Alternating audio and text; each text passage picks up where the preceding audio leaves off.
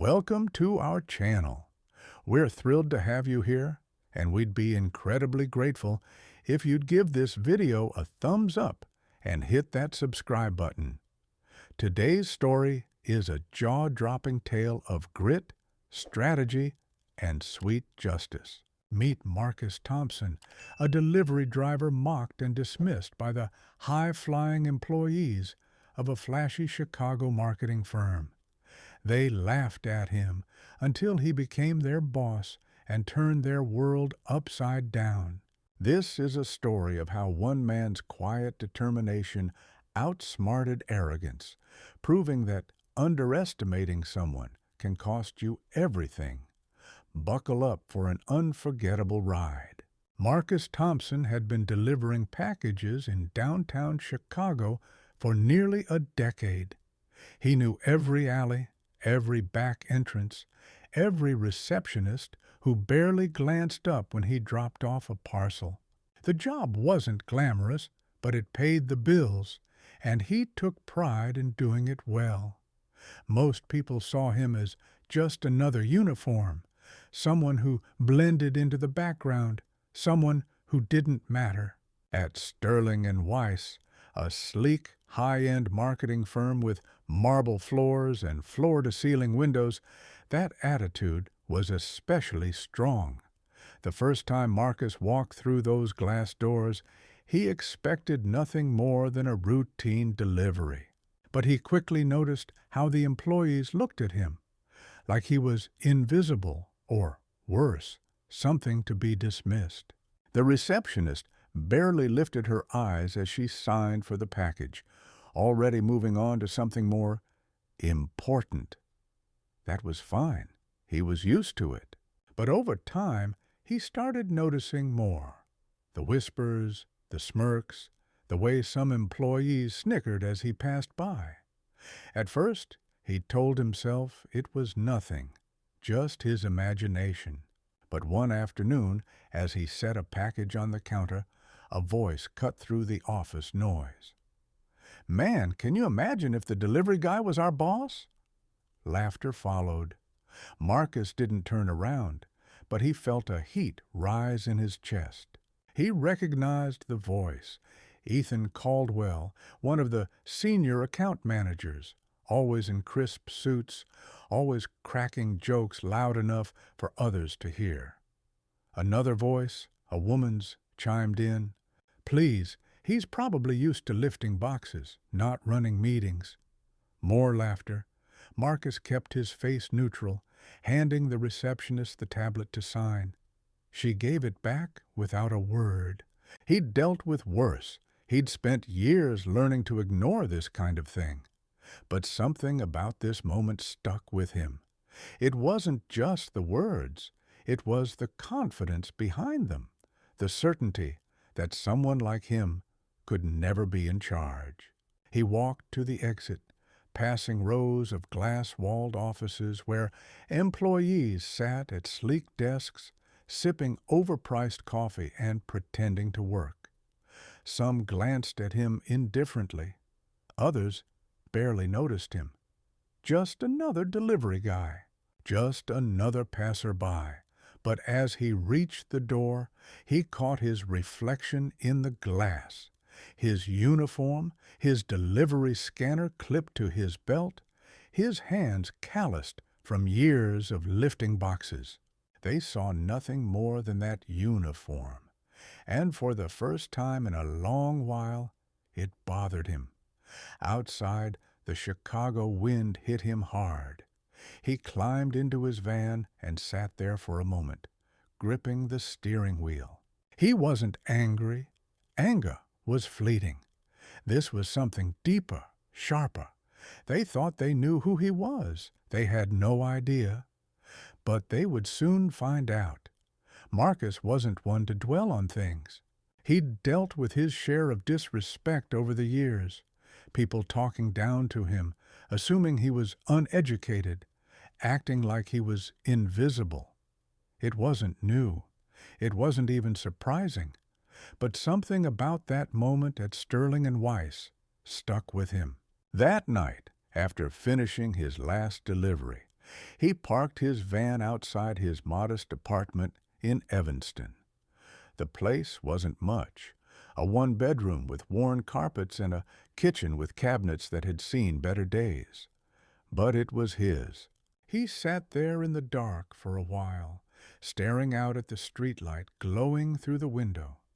He'd told himself for years that it didn't matter what people thought of him, as long as he worked hard and earned an honest living. But tonight, that logic didn't hold. The laughter at Sterling and Weiss wasn't just ignorance, it was the confidence that those people genuinely believed they were better than him, that someone like him could never hold power. He needed to talk to someone. Marcus grabbed his phone and called the one person who'd always understood him, his older brother, James. James picked up after 2 rings. "Yo, you good?" Marcus exhaled, rubbing his forehead. "One of those days." James chuckled. "Let me guess, some rich folks making you feel like you don't belong in their space?" Marcus sighed. "Something like that, yeah." It wasn't new, Marcus admitted, but today felt different. "They laughed," Marcus finally said. "Straight up laughed at the idea of me being anything more than a delivery guy." James went quiet for a moment. "And that got to you?" Marcus frowned. "Yeah, I guess it did." James didn't rush him. He never did. He just waited. Then he said something Marcus hadn't expected. "So, you're finally tired of it." Marcus leaned back, staring at the dashboard. "What am I supposed to do? Quit my job because a couple of idiots don't respect me?" "No," James said, "but you're smarter than that. Smarter than them, too."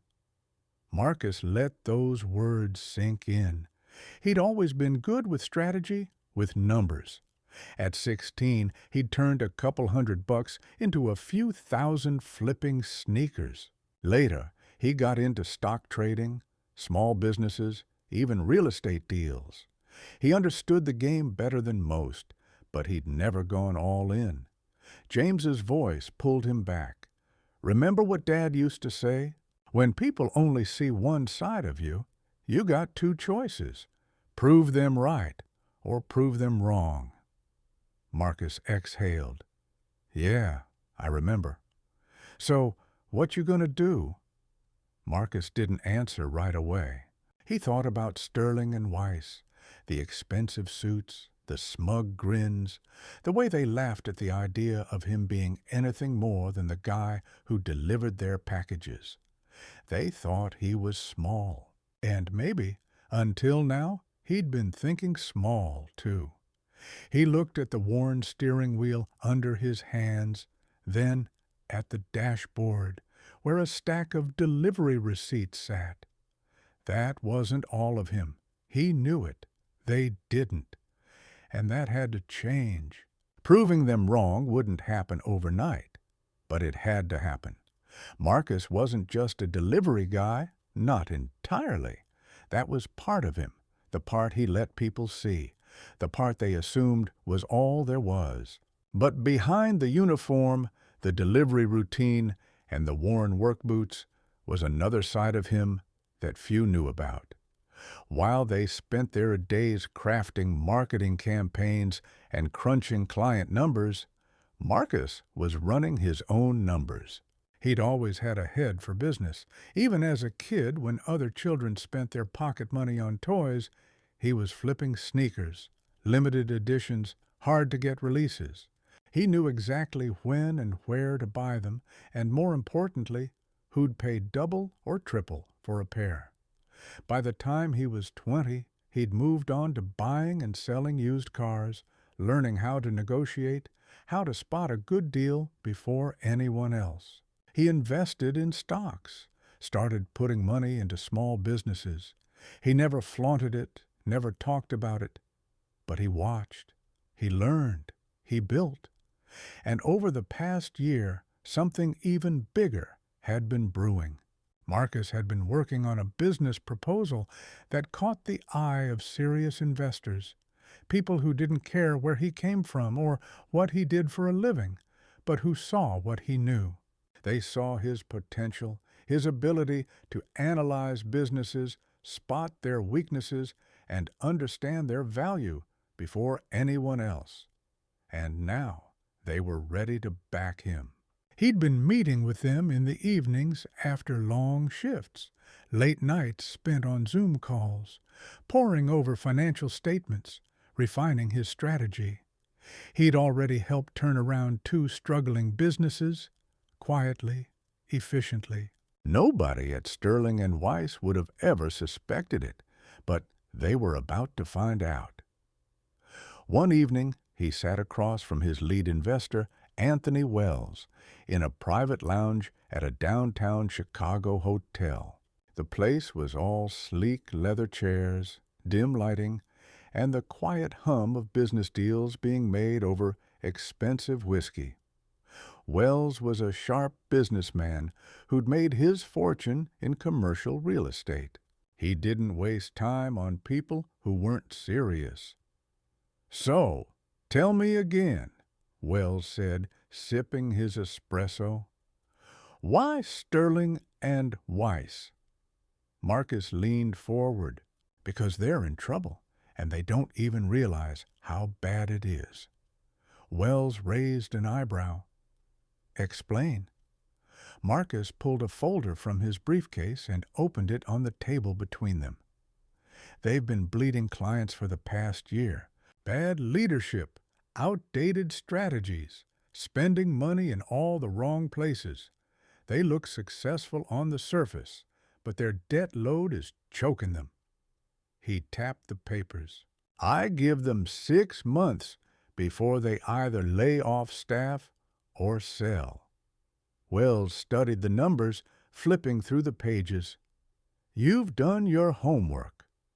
Marcus nodded. "I've been watching them for a while. Their biggest accounts are shrinking. Their client retention is tanking. They're coasting on reputation, not results, and it's catching up to them." Wells grinned. "And you want to be the one to buy them out." Marcus didn't hesitate. "I don't just want to buy them. I want to turn them around, restructure, cut the dead weight, bring in fresh talent, make them profitable again." Wells leaned back, tapping his fingers on the table. "That's a bold move." "It's a smart move," Marcus corrected. Wells chuckled. "You've got confidence, I'll give you that." He took another sip of his espresso, then set the cup down and reached into his jacket pocket. He pulled out a check and slid it across the table. Marcus looked at it. The amount was exactly what he needed to make the first move. "You've got my backing," Wells said. "Don't make me regret it." Marcus took the check, feeling the weight of the moment. This was it. The people who'd mocked him had no idea they were laughing at their future boss. And soon they'd learn the hard way. Marcus knew patience was key. Buying a company wasn't like buying a car or flipping stocks. It required strategy, precise timing, and knowing exactly when to strike. He spent months studying Sterling and Weiss's finances, learning their weaknesses, tracking their every misstep. The company wasn't just struggling, it was sinking. On the surface, they still had the glossy office, the polished brand, the illusion of success. But underneath, it was chaos. Their biggest clients were pulling back, their spending was out of control, and their leadership had no clue how to fix it. Marcus wasn't the only one who noticed. Rumors started circulating in industry circles, whispers of potential layoffs, talk of restructuring. Some employees could feel it. Others were in denial, convinced their firm was untouchable. But Marcus knew the truth. With Wells and other investors backing him, he started making moves. quietly, strategically. The first step was securing shares. Sterling and Weiss wasn't a public company, but it had plenty of stakeholders.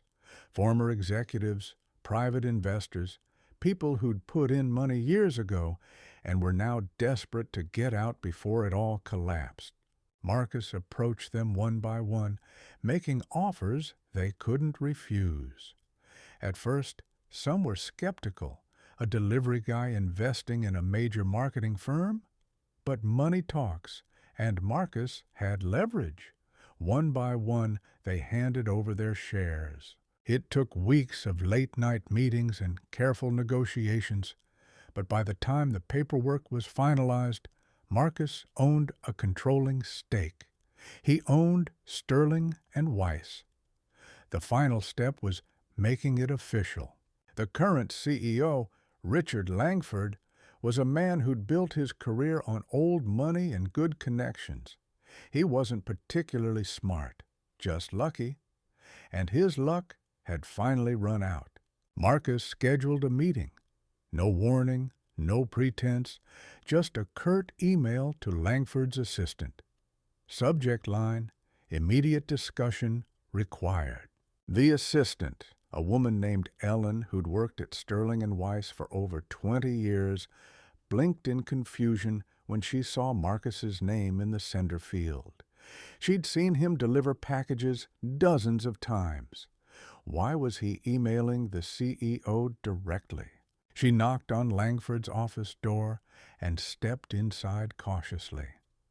"Sir, I just got an urgent email from Marcus Thompson." Langford didn't look up. "Who?" "The delivery guy," Ellen said hesitantly. Langford's fingers froze over his keyboard. He gave a dry laugh, shaking his head. "You mean the guy from the lobby? What could he possibly want?"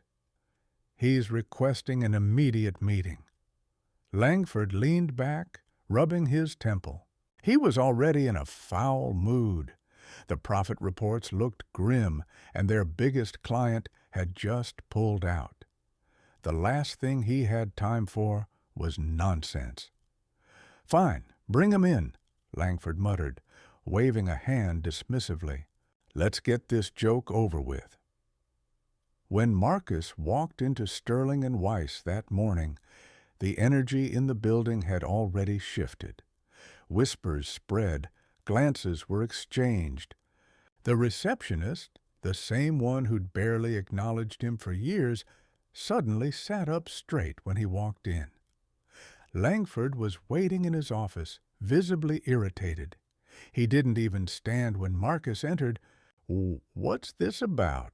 Langford asked, barely looking up from his computer. Marcus sat across from him and placed a thick envelope on the desk. "It's about the fact that, as of this morning, I own the majority of Sterling and Weiss." Langford finally looked up. He frowned, then gave a short, dismissive laugh. "That's impossible." Marcus didn't blink. "Check the documents." Langford hesitated, then grabbed the envelope, pulling out the papers. As he skimmed them, his face paled. He looked up again, this time with a different expression. Panic. "This is a joke," he muttered. "Who do you think you are?" Marcus leaned back, calm. "I think I'm your new boss." Langford threw the papers on the desk. "This firm isn't for sale." "It was?" Marcus said smoothly. "You just didn't know it." Langford opened his mouth, then closed it. He looked at the numbers again, as if searching for a mistake. There was none. The realization hit him like a brick. He was no longer the CEO. Marcus stood. "I'm giving you until the end of the day to clear out your office." Langford stared at him, speechless. Marcus turned to the door, but glanced back over his shoulder. "Oh, and Richard," he said, allowing himself a slight smile. "Don't worry. I'm sure there's a delivery job out there for you somewhere." Langford's face flushed, his jaw clenched, but he said nothing. The office would never be the same. And for the first time in years, Marcus Thompson wasn't just passing through. He was in charge. Taking over Sterling and Weiss was one thing. Making sure everyone understood what that meant was another. When Marcus stepped out of Langford's office, the buzz in the building grew louder. Employees exchanged glances, whispering behind cupped hands. Confusion was written on their faces.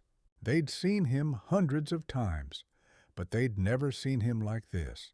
No uniform, no scanner clipped to his belt, just a confidence in his stride and a sense of ownership in his presence. Some recognized the folder he'd carried into the CEO's office, and when Langford's door slammed shut behind him, a few people stood from their desks, trying to piece together what had just happened. Marcus ignored the stares. He had more important things to do. He turned to Ellen, Langford's longtime assistant, who was watching him closely, her expression unreadable. "I need the entire company in the main conference room," Marcus said. 10 minutes. Ellen hesitated. She'd worked for Langford for years, but she'd also seen the cracks forming in the company firsthand. She glanced at the closed office door, then back at Marcus. "I'll send the email now," she said. Minutes later, Sterling and Weiss employees shuffled into the sleek glass-walled conference room, whispering among themselves. Ethan Caldwell, the senior executive who'd laughed at the idea of Marcus being in charge, leaned toward a colleague and smirked. "What is this?" Ethan muttered. "A safety briefing?" His friend grinned. "Maybe they're firing the cleaning crew." The joke died when Marcus stepped to the front of the room. No one sat. No one spoke. The silence stretched as he scanned the room, meeting their eyes. Some looked confused, others impatient, and some, like Ethan, still amused. Marcus finally spoke. "I'm sure you're all wondering why I called this meeting." A few people exchanged glances, shifting their weight. "As of this morning," Marcus continued, "I'm the new owner of a controlling stake in Sterling and Weiss." A wave of stunned silence swept the room. Someone let out a short, incredulous laugh, as if expecting a punchline that never came. Ethan crossed his arms, smirking. "You're kidding." Marcus shifted his gaze to him, his expression unchanged. "Do I look like I'm kidding?" Ethan's smirk faltered. Marcus placed a thick stack of documents on the conference table. Financials, contracts, every signed deal that made this possible. He pointed to the papers. "If anyone has doubts, feel free to take a look." No one moved. The weight of reality settled over the room. This wasn't a joke. This wasn't a mistake. Marcus Thompson, the man they'd ignored, the man they'd laughed at, was now their boss. For the first time since entering the building, Marcus allowed himself a brief pause. He let them sit with the moment, let them process it. Then he spoke again. "I've been in this building for years. Most of you never noticed me. Some of you did, and made sure I knew exactly what you thought of me." His gaze flicked to Ethan for a moment. "I remember every joke, every jab, every time someone assumed I didn't belong." Ethan shifted uncomfortably, but said nothing. "But I also remember something else," Marcus continued. "I remember watching this company make mistake after mistake. I remember potential being wasted because leadership refused to adapt. And I remember thinking, if I ever got the chance, I'd do things differently." He took a step forward, his tone unwavering. "Now, I have that chance." Nervous energy filled the room. People who'd been standing with crossed arms slowly uncrossed them. Others who'd been leaning against the wall stood up straight. Marcus scanned the room, then delivered his next words with precision. Things are going to change around here. Some of you won't like it. Some of you won't be here because of it. Silence. Marcus let it sink in before continuing. But for those of you who are ready to work, who are ready to be part of something stronger, something better, you'll have a place here. He scanned the room one last time. This isn't the same company it was yesterday, and it's definitely not the same company it was when I walked in here as a delivery guy. Another pause, then, with calm authority that left no room for doubt, he finished. If you don't like it, there's the door. The weight of his words hung over the room like a final verdict. For the first time, the people in that office realized Marcus Thompson wasn't just passing through. He was here to stay. The conference room was thick with silence. No one moved. No one spoke. The reality of what had just happened settled like a slowly building storm. Marcus could see it on their faces, disbelief, unease, the subtle glances exchanged between employees who, just minutes ago, felt untouchable. Finally, someone broke the silence. Ethan Caldwell let out a short, bitter laugh, an empty sound. He shook his head, arms crossed. "This is insane," he muttered. "You can't be serious." Marcus fixed his gaze on him. "You think I'd be standing here saying this if I wasn't serious?" Ethan exhaled sharply, running a hand through his hair. "So what? You waltz in here, throw your weight around, and we're all just supposed to fall in line?" Marcus didn't blink.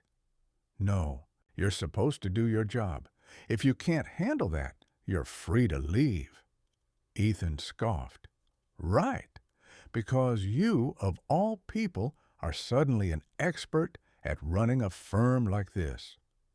Marcus took a step forward, his voice steady. "I know this company better than you think, Ethan. I've spent years watching how you all operate, watching the arrogance, the wasted potential, the outdated strategies. And I've spent even more years learning how to run a business successfully." Ethan's jaw tightened. "You're making a mistake." "No," Marcus said calmly. "The mistake was thinking I didn't belong here." A few whispers rippled through the room.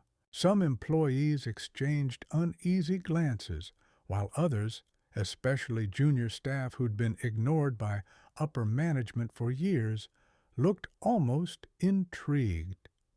Marcus let the tension settle before continuing. "In fact, let's talk about mistakes," he said. He pulled a folder from the stack on the table and opened it. "Ethan, since you've got so much to say, maybe you'd like to explain why your department is responsible for one of the biggest client losses in this company's history." Ethan's face darkened. "That's not—" Marcus cut in smoothly. "I've got the reports to prove it. Overpromising, underdelivering, failing to adjust strategies when the market shifted." He tapped the folder. "That client walked away and took millions in revenue with them." Ethan's face flushed. Marcus closed the folder. "So, if we're asking who deserves to be here, I'd say you've got a lot more to answer for than I do." Silence. Ethan's mouth opened slightly, as if he wanted to argue, but he didn't. He knew the numbers didn't lie. Marcus took a deep breath and turned his attention to the rest of the room. "This is the part where some of you start panicking, wondering if you're about to lose your jobs." He let the words hang for a moment before continuing. "And the answer is, some of you will." That got their attention. Marcus pointed to the documents in front of him. "I've already done my research. I know who's bringing value to this company. I know who's been coasting, and I know who's been taking credit for other people's work." Some people visibly tensed. Others stole glances at their colleagues as if suddenly aware of the consequences of their office politics. Marcus continued, "There's dead weight in this company, and I don't carry dead weight. If you're here to do your job, to contribute, to help build something stronger, you've got nothing to worry about. But if you're just here to collect a paycheck and keep up appearances," he shrugged, "you won't last long." He paused, then delivered the final blow. "I'll be sending out termination notices by the end of the day." The room felt like it had run out of oxygen. Ethan took a step forward. "You can't just—" "I can," Marcus said simply. "And I will." Ethan's jaw clenched, his pride refusing to let him back down first. He adjusted his tie, lifted his chin. "Fine. If that's how it's gonna be, I'm out." Marcus met his gaze. "That's the first good decision you've made in years." Ethan scoffed, shaking his head. He turned and stormed out of the conference room, slamming the door behind him. A heavy silence followed. Marcus let the moment breathe, then turned to the remaining employees. "For those of you still here, remember this. Sterling and Weiss isn't just going to survive. It's going to be something better than it's ever been. But that'll only happen if the right people are in place." He let his gaze sweep the room, taking in the reactions, some nervous, some resolute, some still processing what had just happened. "If you're ready to get to work to actually build something meaningful, you'll have a place here." Another pause. "But if you're only here because you think you're entitled, because you're comfortable, because you think nothing will change," he pointed to the door, "you can follow Ethan." The room stayed quiet, but this time it wasn't shock. It was realization. Everything had changed. Marcus was no longer the man they dismissed, and from this moment on, he never would be again. By the time Marcus left the conference room, the energy in the office had completely shifted. Some employees sat at their desks in stunned silence. Others whispered in hushed voices, stealing glances at the man they'd ignored for years. Some looked scared, others intrigued, and a few, just a few, looked inspired. Marcus didn't let any of it faze him. He'd done what needed to be done. Now the real work began. When he stepped into what was now his office, Langford's former space, he let out a slow breath. The room was bigger than he'd expected. Leather furniture, bookshelves lined with unread business books, a massive oak desk that probably cost more than his first car. He walked to the floor-to-ceiling window overlooking the city. This moment should have felt different. He'd spent months, years even, working toward this, fighting against every assumption, every dismissal, every time someone underestimated him. He'd made it. He'd proved them wrong. And yet, standing here, looking out at the skyline, he realized something. This wasn't about revenge. It never had been. If it was, the satisfaction would have faded already.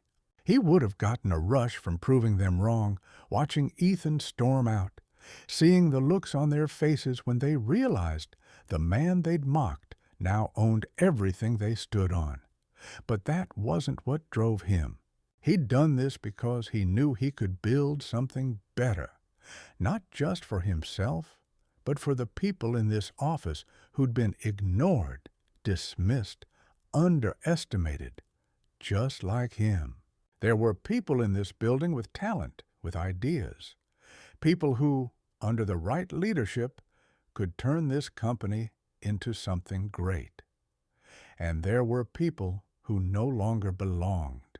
He'd spent years learning that respect isn't given. It's earned, built through action, not words.